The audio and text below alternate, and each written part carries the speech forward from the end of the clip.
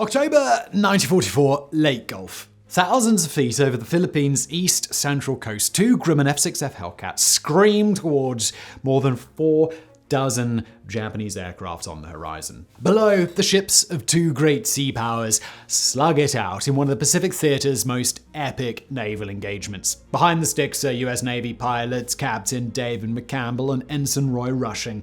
Numbered nearly 20-1, McCampbell and Rushing shove their throttles forward and attack the lumbering bombers and their nimble Mitsubishi A6M Zero escorts with reckless abandon. Diving from above and blasting away with their 50 caliber machine guns, the duo makes multiple passes through the air armada, and by the time the smoke clears, 15 Japanese planes have been downed. Neither McCampbell nor Rushing experienced so much as a scratch, marking the dogfight as one of the war's most one-sided aerial victories. For their effort, each pilot earned the title Ace in a Day, and more importantly, the chaos they created led the Japanese to abort the mission altogether. If they'd been flying different aircraft, the outcome might not have been so rosy. But in addition to their skills as airmen, McCampbell and Rushing were blessed with a lethally efficient aircraft. Dubbed Zero Killers, Hellcats collectively racked up one of the war's most impressive kill ratios, and they're not nearly as well known as some of the other, more iconic fighters of the era. Grumman F6F Hellcats were credited with destroying more than 5,000 enemy aircraft while in the US Navy and Marine Corps service, far more than any other carrier-based Allied aircraft.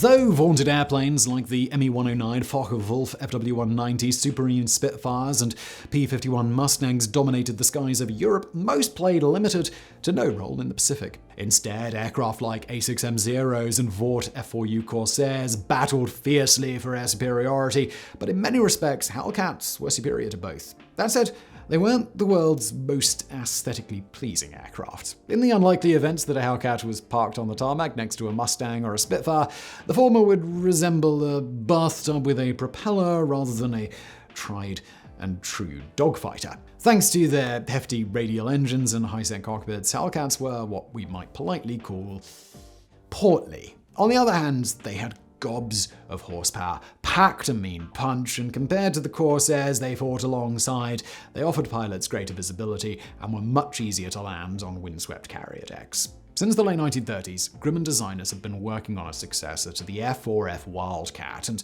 the company was awarded a contract to build the new machine, the F6F1, in late June of 1941. The next generation of aircraft featured a number of improvements, one of the most notable of which was a wide-set, hydraulically powered landing gear. Though it's hard to fathom now, F4F pilots had to manually crank their bird's landing gears up after takeoff.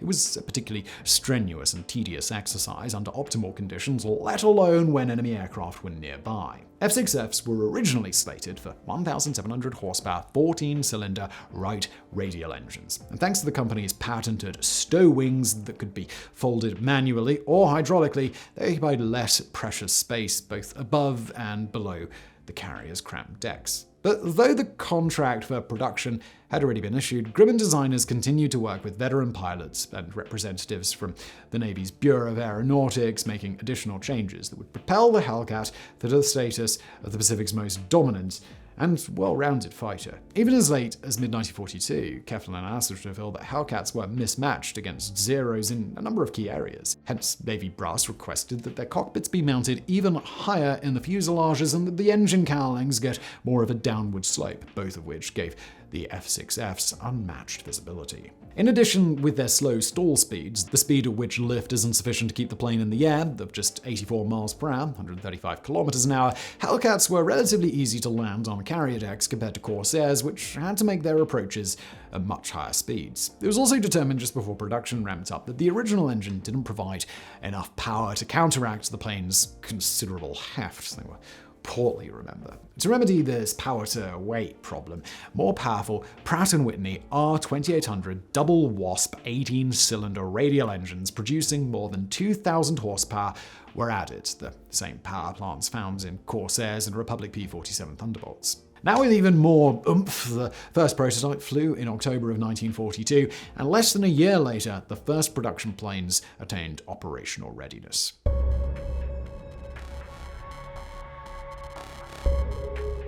Unlike Zeros that were light and nimble at the cost of armor and self-sealing fuel tanks, F6Fs were built to absorb heavy damage and get pilots back to their carriers safely. Each featured a windscreen resistant to small arms fire and more than 200 pounds, 90 kilograms of armor surrounding the cockpits and vital engine components. Hellcats were 33.5 feet, that's 10.2 meters long, about 42 feet, 13 meters from wingtip to wingtip, and at a maximum takeoff weight approaching 15,500 pounds or 7,000 kilos. It made them about 2 times heavier than the Zeros. Yet despite their weight and decidedly unaerodynamic shapes, Hellcat's combination of supercharged double Wasp radial engines and massive 3-bladed propellers measuring just over 13 feet, 4 meters in diameter, they were together capable of propelling the aircraft past 390 miles per hour, 629 kilometers per hour in level flight. With an internal fuel capacity of 250 US gallons and capable of carrying 3 additional drop tanks under each of the wings and the fuselage,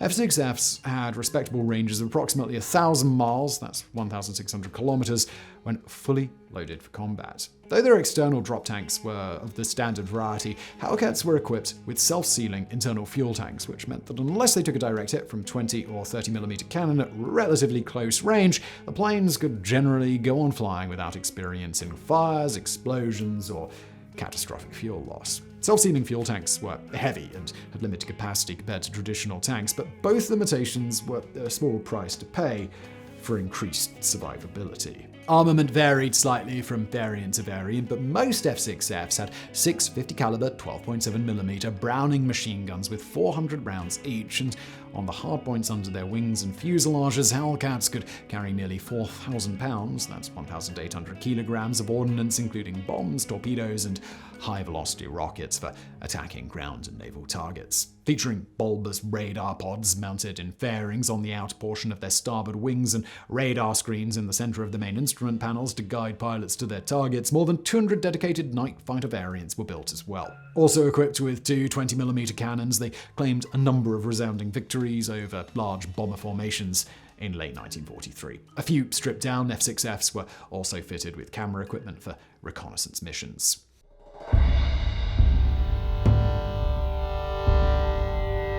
Some pilots who'd flown both planes preferred the Vought F4U Corsair over the Hellcat, largely because Vaught's unique gull-wing aircraft was significantly faster. Officially, the Navy preferred F6Fs because of their superior visibility, safety, and predictable handling qualities, as well as their ease of maintenance and stout undercarriages that held up well under the rigors of carrier operations. Not surprisingly, Hellcats became the primary carrier-based fighters in the Pacific.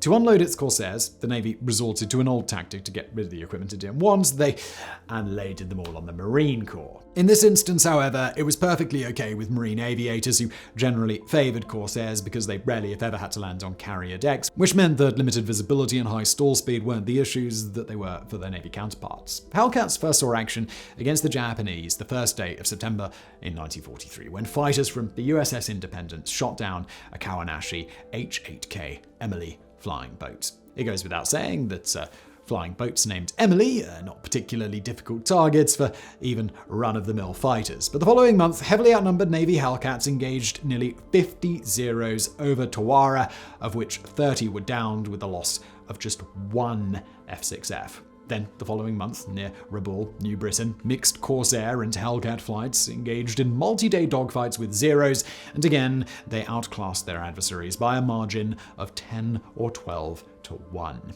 Later, when mock combat exercises were flown against a captured A6M Zero, it was discovered that in addition to being faster at all altitudes, F6Fs had better climb rates above 14,000 feet, 4,300 meters, where their 2-stage superchargers forced more oxygen into the engines. On the downside, the Zeros could easily outmaneuver the larger American planes at low speed, and as a result, pilots were instructed to engage selectively only when the conditions favored the advantages of their aircraft. Hellcats also played a major role in the Battle of the Philippine Sea between the 19th and the 20th of June in 1944, later dubbed the Marianas Turkey Shoot.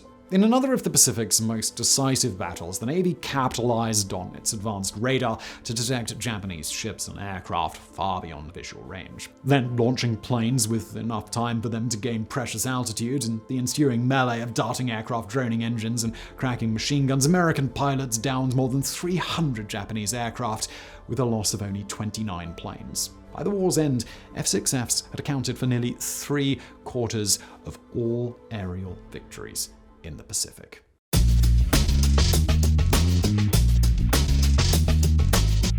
All told, US Navy and Marine pilots flew more than 65,000 sorties in the various F-6F variants and claimed nearly 5,200 aerial kills, nearly 60% of all those made in the Pacific. On the flip side, less than 300 F-6Fs were lost to enemy aircraft fire, 553 were downed by land and ship-based anti-aircraft fire, and nearly 1,300 crashed during non-combat operations like ferrying and training. Though an overall kill rate of nearly 20-1 was claimed, aerial victories were often exaggerated, and it's more likely the actual number was closer to 10-1. Whatever the case, more aces flew Hellcats in the Pacific than any other aircraft, but their successes weren't solely attributable to the superior aircraft. Even as early as mid-1942, American aviators faced increasingly young and inexperienced Japanese pilots, and they often enjoyed both numerical and technological superiority, the latter of which was greatly aided by long-range radar. Captain David McCampbell, the US Navy's leading ace, scored nearly 36 aerial victories from the cockpit of his trusty Hellcat, which he described as a rugged, reliable, and easy-to-fly airplane that was an exceptionally stable gun platform. Likewise, Navy pilot Hamilton McWhorter III officially shot down 12 Japanese aircraft and was the first of more than 300 men who would gain ace status in a Grumman F6F Hellcat. Though they were dogfighters at heart, Hellcats also dropped more than 6,500 tons of ordnance on both land and naval targets, and more than 1,200 were acquired by the British Fleet Air Arm under the Lend-Lease Act. English Hellcats saw action in the North Atlantic, Mediterranean, and the Far East, and many were dedicated reconnaissance variants. British pilots collectively racked up 52 kills with just 18 losses, of which the 1,844th Naval Air Squadron, flying from HMS Indomitable, was the highest scoring unit. After the war, Britain mothballed, destroyed, or returned its remaining Hellcats depending on their condition, though the last few operational squadrons weren't officially disbanded until 1946.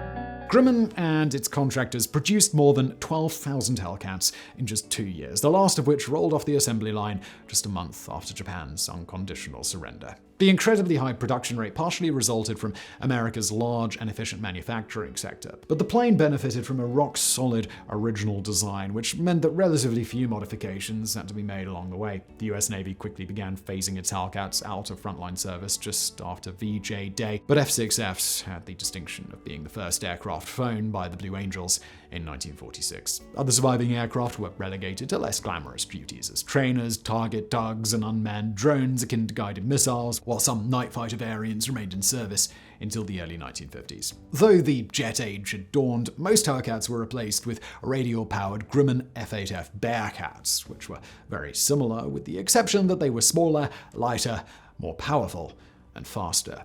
Bearcats aren't particularly well known these days either, but many aviation buffs consider them the absolute pinnacle of American piston engine fighter design. A few Hellcats saw action in Korea in late 1952 as unmanned drones packed with 2,000 pounds, that's 900 kilograms of high explosives, that were flown into strategic bridges that American and Korean ground forces couldn't secure. Flying from the Essex-class aircraft carrier USS Boxer, the drones were operated by an early guided missile unit and controlled remotely while in flight by airmen in Douglas Skyraiders nearby. The French Navy and Air Force also used Hellcats in multiple Indochina campaigns where they spent most of their time pounding ground targets, since France's colonial adversaries had few competent fighters to speak of. France also later replaced the F-6Fs with F-8Fs, though the Uruguayan Navy used theirs for another decade before retiring them in the early 1960s. So I really hope you found today's video interesting. If you did, please do hit that thumbs up button below. Don't forget to subscribe, and as always, thank you for watching.